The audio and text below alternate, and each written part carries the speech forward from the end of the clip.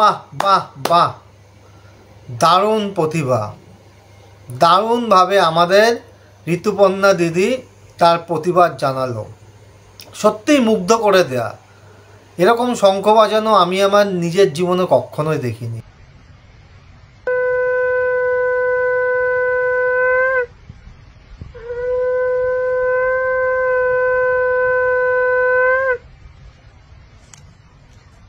তিলোত্তমার পূর্ণ বিচার চাই। মানে আমি জানি যে শঙ্খ বাজাতে গেলে দমের প্রয়োজন হয়, মানে যার জন্য মুখটা ফু দিয়ে তারপরে বাজানো হয়, কিন্তু ম্যাডাম কি করছেন, মানে কি শঙ্কর থেকে জল না মদিরে আছে কি সেটা পান করার চেষ্টা করছেন। তো যাই হোক, অ্যাটলিস্ট অন্য অন্য অনেক অভিনেতা আছে যারা এইসব দিকে এগোয়নি, আপনি করছেন তার জন্য আপনাকে স্যালুট জানায়। কিন্তু অভিনয়টা তো করেছেন আপনি এত বছর, তো এই বেসিক জিনিসগুলো কীভাবে মিস্টেক হয়। তো যখন কোনো কিছু করবেন তখন সেটা মন দিয়ে করুন।